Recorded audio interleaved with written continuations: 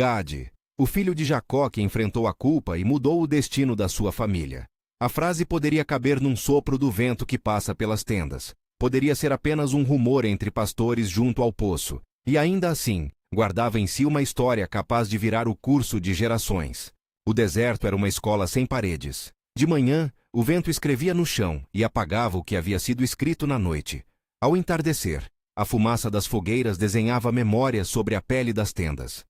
Havia o cheiro do couro curtido, o canto distante das ovelhas e o riso abafado das mulheres recolhendo água. No meio dessa vida nômade, Jacó caminhava com o peso de promessas antigas e a urgência de um patriarca que sente a história em movimento. Seus filhos eram a continuidade de um pacto e, ao mesmo tempo, o reflexo complexo de suas escolhas. Leia que dava vida e sombra, Raquel que acumulava desejos, e as servas que traziam filhos e laços que nem sempre eram fáceis de ordenar.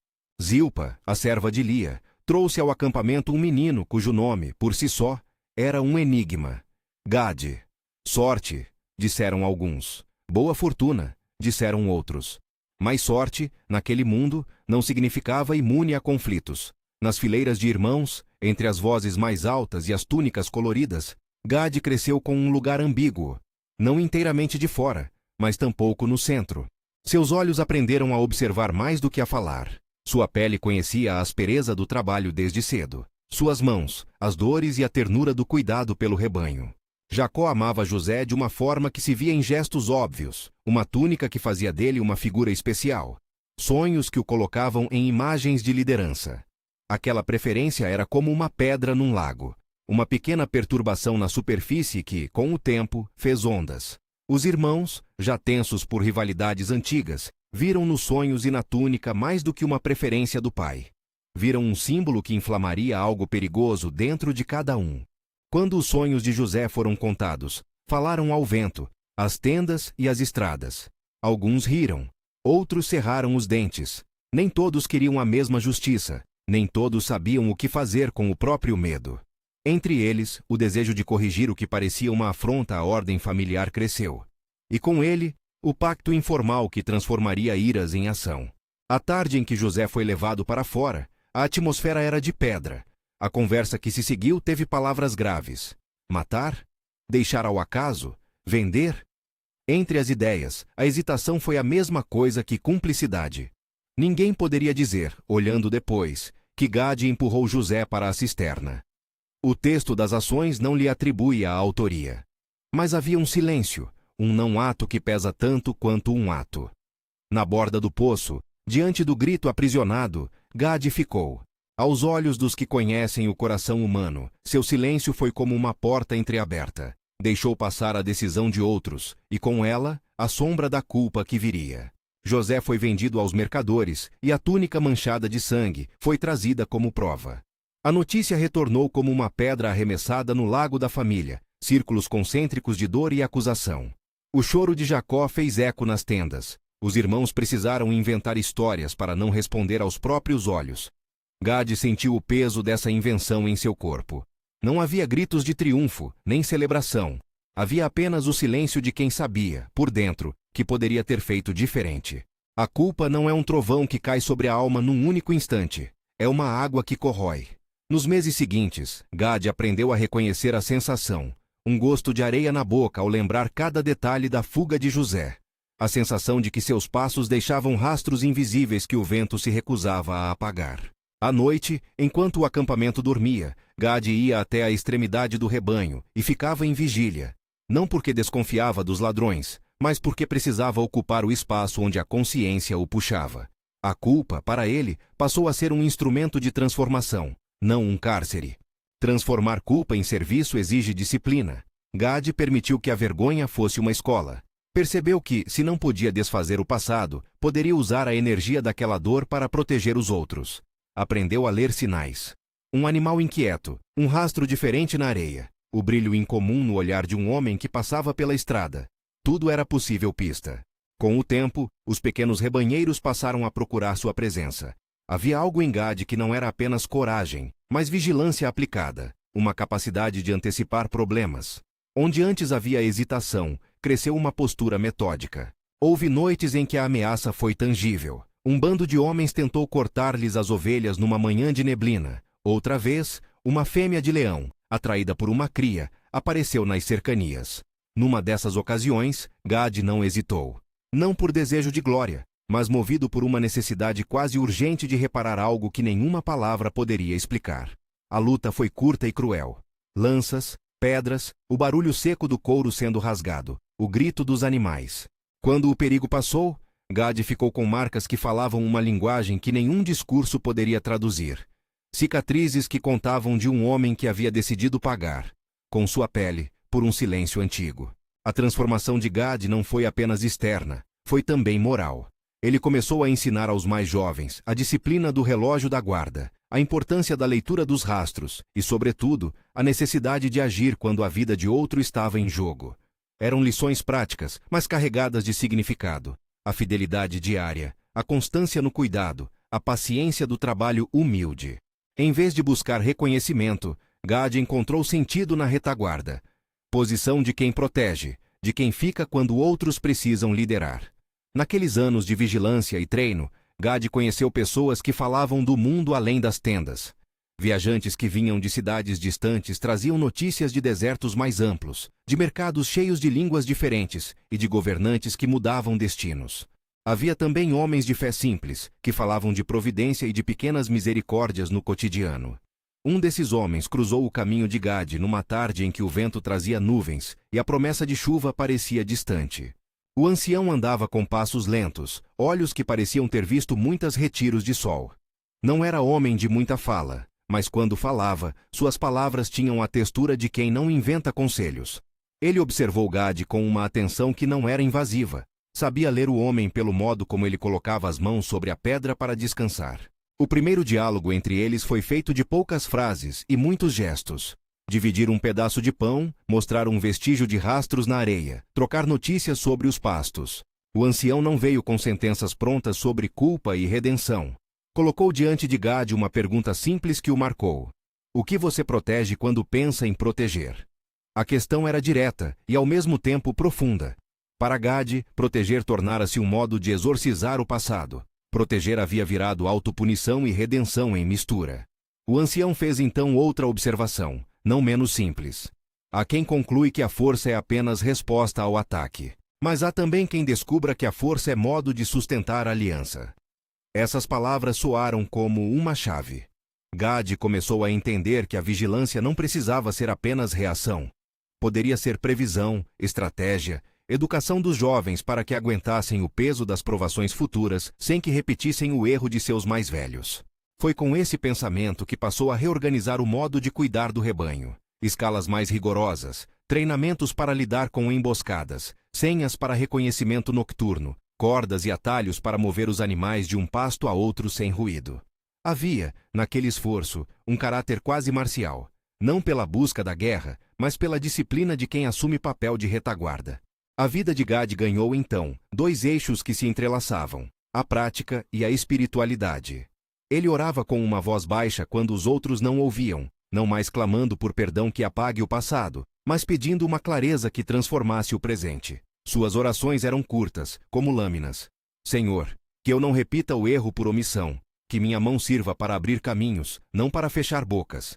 Não foram orações de autojustificação, foram pedidos de aliança com o propósito maior da família. Ao mesmo tempo em que treinava os jovens e fortalecia a disciplina, Gad também precisava conviver com a culpa na presença dos seus. Nem todos perceberam a mudança nele. Alguns apenas notaram que havia alguém novo entre as sombras. Outros, especialmente aqueles que mantinham na memória a cena do poço, olhavam com cautela. As conversas ao redor das fogueiras mudaram de tom. Antes havia divisões, agora havia momentos de busca por paz. Nem sempre a paz vinha fácil. Mas havia um novo padrão de comportamento que, aos poucos, começou a infiltrar-se na vida do campo. Proteção planejada em vez de bravata impensada. Assumir responsabilidades em vez de fugir delas. Gad não se tornou perfeito. Ainda havia dias em que os lembrava do silêncio que o perseguia. Ainda havia momentos em que suas mãos tremiam diante de um eco que lembrava passos no atalho da noite, passos que poderiam ser os dos mercadores que levaram José. Mas essa fragilidade deixou de paralisá-lo, tornou-se combustível para sua constância. E a família, sem notar de forma imediata, começou a ser moldada por esse modo discreto de liderança. Homens que aprendiam a esperar, mulheres que confiaram a guarda de alguns animais a Gade, jovens que o ouviam contar, em voz baixa, histórias de vigilância e de chances de reparar a vida dos outros. Enquanto isso, o mundo fora do acampamento começava a se mover em direções que ninguém poderia ignorar. Os viajantes traziam rumores de colheitas escassas em terras distantes. Havia falas de fome que se aproximava como mulher que caminha sem pressa, mas com passo certo. Para um povo cujo sustento dependia de pastagens e caravanas, a notícia da fome era uma chamada inevitável para decisões drásticas: permanecer e arriscar a escassez, ou buscar provisão em terras estrangeiras. Gade acompanhava essas conversas com atenção mista, a inquietude. Para ele, qualquer mudança era agora também um teste de sua nova postura. Seria capaz de coordenar a retirada do rebanho, de organizar a travessia por rotas menos conhecidas, de garantir que as crianças e os velhos não fossem deixados para trás em meio ao caos? O treinamento que fizera com os jovens seria suficiente para manter ordem numa caminhada para longe de casa?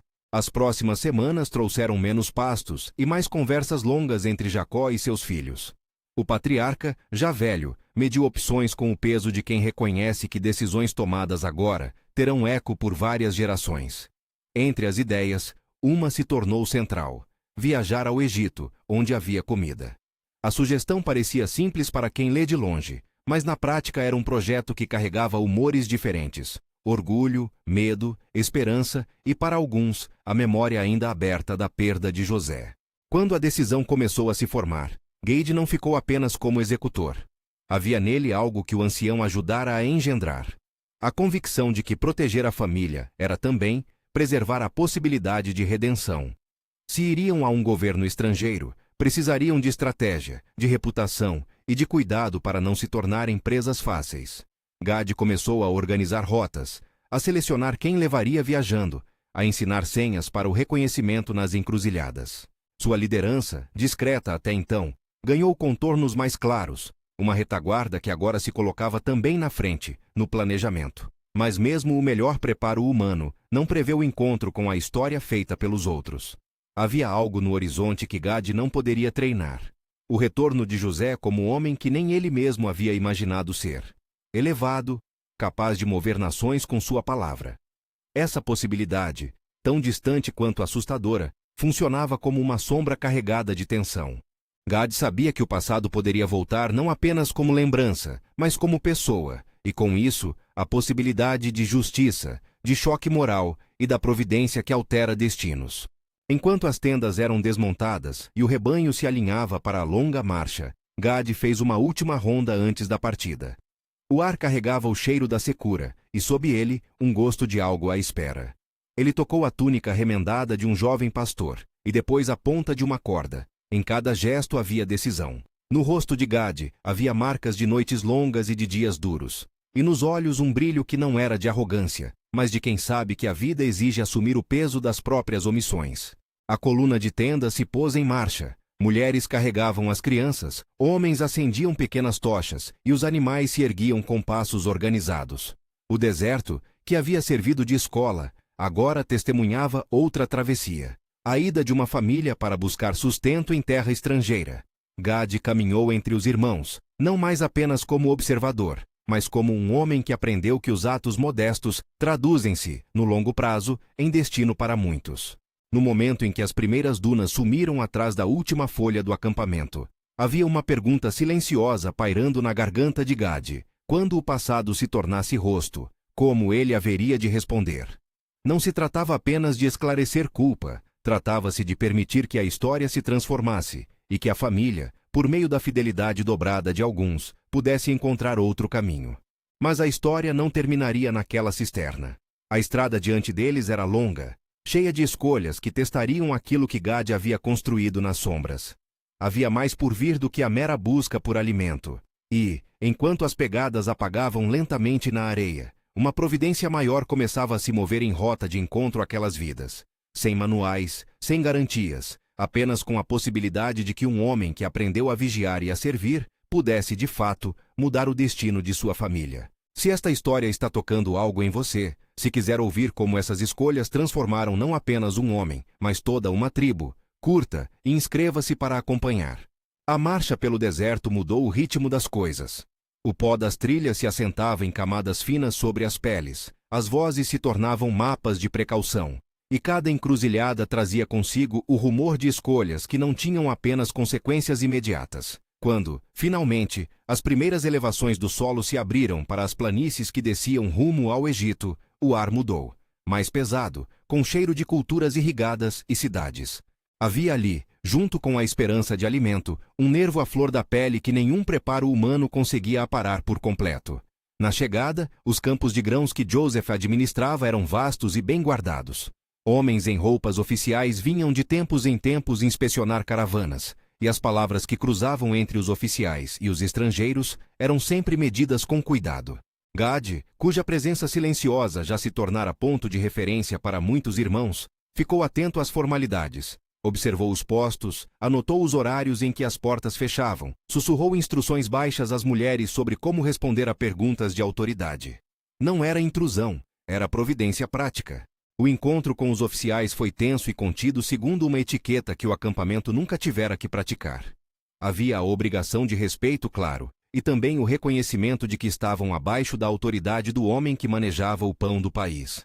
Quando os primeiros sacos foram pesados e distribuídos, a família percebeu que aquilo não seria apenas uma passagem. Estava em jogo a sua sobrevivência. Entre ordens e procedimentos, olhares se cruzavam com o mesmo peso de antes. Lembranças e ausências compactavam-se na mesma janela do presente. Joseph, então governador, via chegadas como instrumentos de sua função.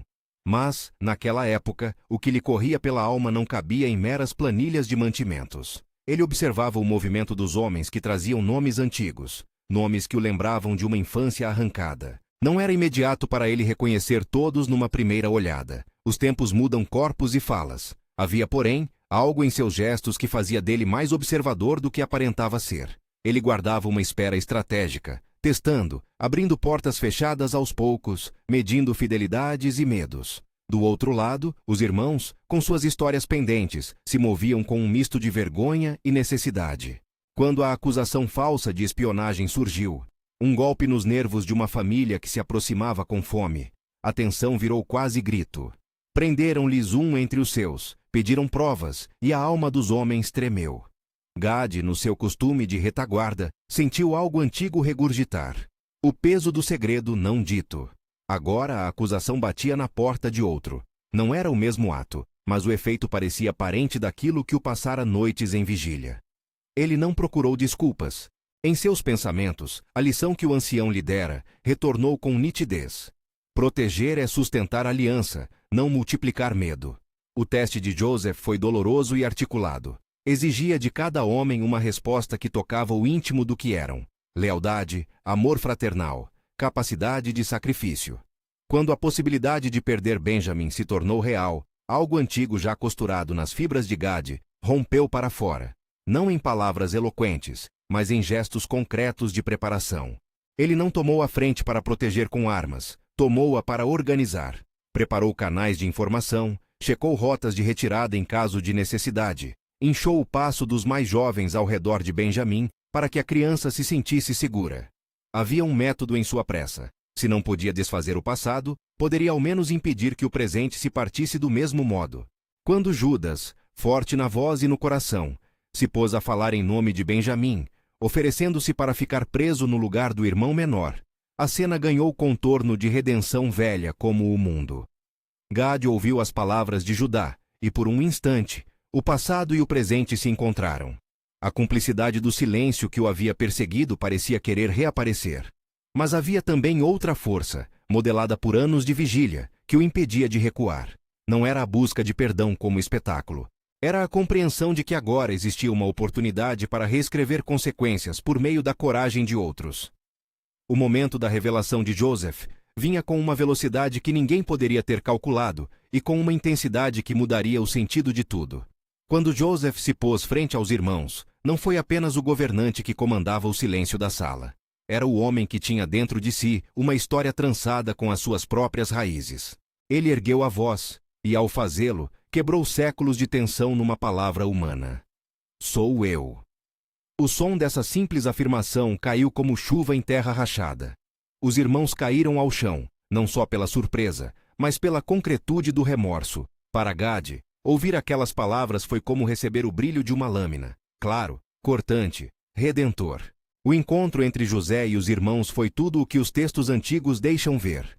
Pranto, conflito de emoções, explicações que não bastam, perdão que não apaga.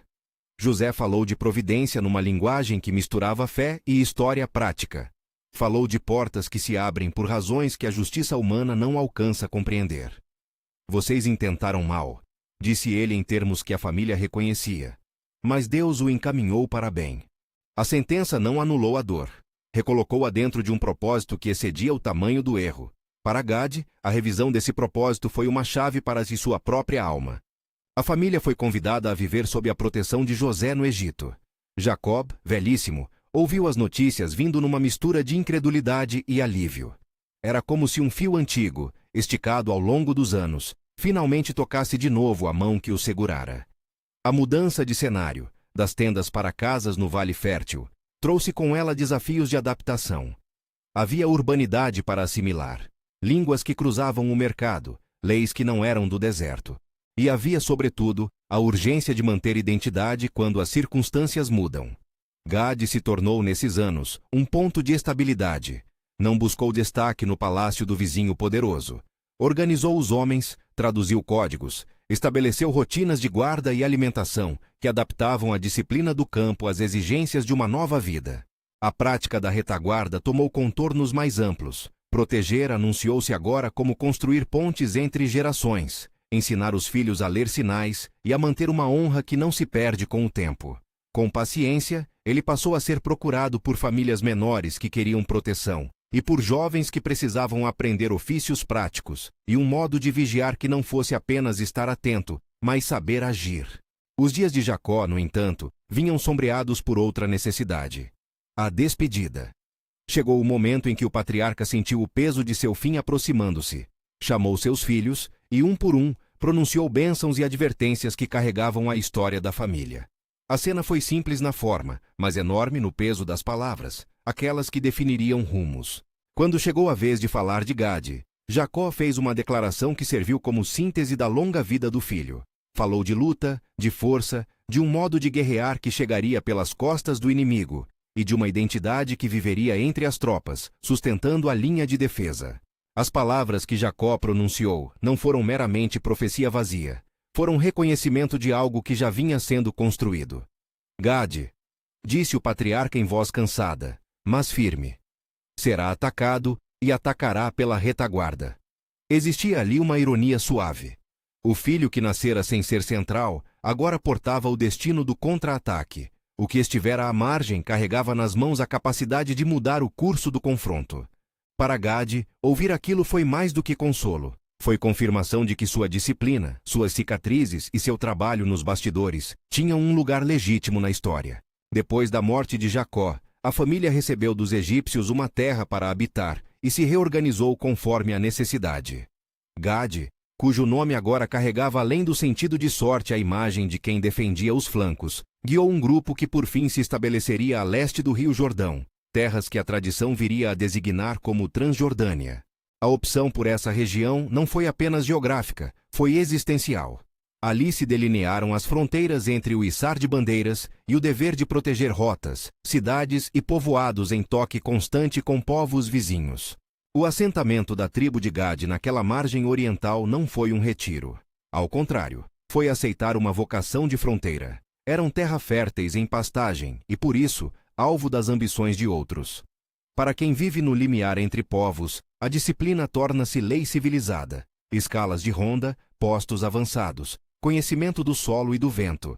A tribo desenvolveu um modo próprio de vida que combinava a fé com a estratégia, o espiritual com o prático. Assim como Gade decidira transformar culpa em serviço, sua descendência aprendeu a transformar o perigo em vigilância preparada. Ao olhar para as gerações que vieram depois, vemos traços claros dessa formação. Líderes que compreendiam a necessidade de se prepararem para o imprevisto, que educavam filhos e filhas nas artes de defesa, e que reconheciam em cada travessia a possibilidade de fidelidade. A participação dos filhos de Gade nas campanhas de Josué para atravessar o Jordão foi coerente com essa identidade. Não estavam em busca de glória para si mesmos, mas de um equilíbrio para a comunidade. E quando a história dos juízes exigiu homens de fronteira, foram também eles, acostumados a se mover com prudência e coragem, que ocuparam posições decisivas em conflitos que testavam a sobrevivência. A tribo de Gade também carregou sua fé de modo peculiar. Nos ritos e ocasiões de culto, havia sempre um espaço para as lembranças dos que haviam cuidado das retaguardas. As histórias dos homens que se sacrificaram para proteger eram contadas como exemplos de serviço que mantinha a comunidade unida. A espiritualidade de Gade não era teatro, era trabalho diário. Suas práticas religiosas incorporavam ações de cuidado comunitário, velas acesas por quem ausentava-se, jejuns e orações pelas tropas e pela terra, celebrações que lembravam os custos da vida em fronteira. A espada nos protegia, era Deus quem nos dava a vitória. Havia nesse refrão uma humildade que os mantinha atentos a 2 pontos: dependência e preparação. Nos séculos seguintes, em momentos de monarquia e de crise nacional, os homens da tribo de Gade se fizeram ouvir. Eram contabilizados entre os guerreiros confiáveis, aqueles que sabiam se ocultar e surgir no momento certo, que entendiam o valor do contra-ataque planejado. Não se tratava de buscar honra vazia, tratava-se de honrar a vida dos que ficavam atrás, crianças, velhos, lavradores e o trabalho que sustentava o povo. Havia episódios em que a retaguarda salvou campanhas inteiras. Em outros, seu papel foi menos visível, mas não menos vital. Segurar pontos estratégicos enquanto o corpo principal avançava. A história, com sua ambivalência inevitável, registrou tanto glórias quanto falhas, mas o fio da disciplina e da vigilância permaneceu. O tempo, que não perdoa, trouxe mudanças. Conquistas, exílios, deslocamentos forçados e reencontros com o passado. Durante o exílio, quando muitas tradições foram soterradas ou alteradas, a memória dos feitos de Gade e dos seus continuou sendo contada em cantos, em relatos familiares, em memórias de sangue e de aço. Há uma beleza crua nisso. O legado não é puro, é tecido de excelência e de falhas, de vidas que foram corrigidas e de erros que deixaram marcas. E ainda assim, persiste a lição essencial. O destino pode ser mudado quando homens e mulheres convertem culpa em serviço leal. Voltando ao homem que deu nome a tudo isso, Gade terminou seus dias com a percepção de que a vida não é um roteiro onde se riscasse em branco aquilo que erramos. Ele entendeu que o silêncio que o perseguira poderia ter sido fatal se o mantivesse sempre, mas que, transformado em vigilância prática, esse silêncio passou a funcionar como disciplina. A redenção que encontrou não veio como absolvição mágica, veio através do trabalho repetido, da coragem que se mostra no cotidiano e do reconhecimento de que proteger é também ensinar.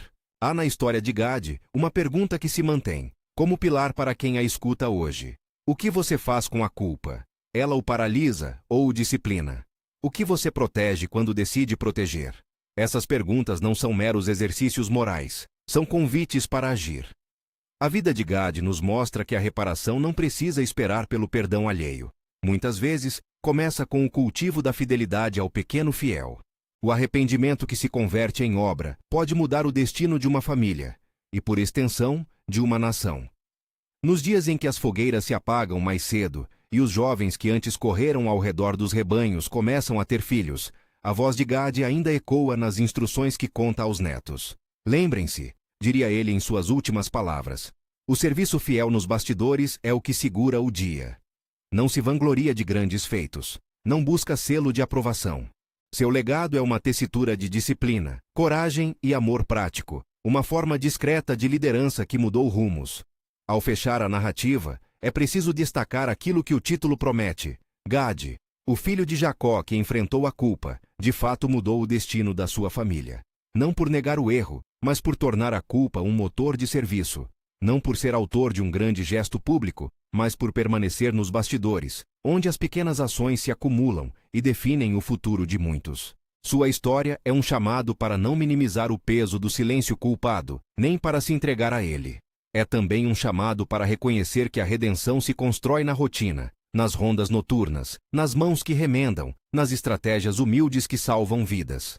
O que nos resta agora, como ouvintes, é perguntar: Onde em sua vida a culpa tem sido impulso para a imobilidade ou para a mudança? Que passos práticos você pode dar hoje para transformar remorso em serviço fiel?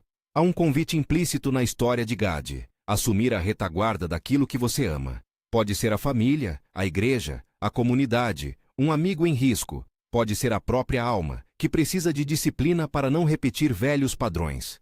Se esta história mexeu com algo em você, se tiver uma memória de quando a culpa virou serviço e mudou um destino ao seu redor, compartilhe nos comentários. Conte-nos, qual foi a escolha que virou ponto de virada?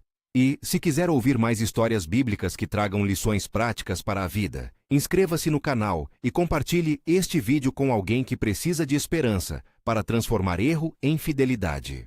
Que a vida de Gad nos inspire a ser aqueles que vigiam, que preparam, que amparam, que aprendamos a cuidar da retaguarda, porque dela depende muitas vezes o avanço de outros. A espada nos protege. É Deus quem nos dá a vitória.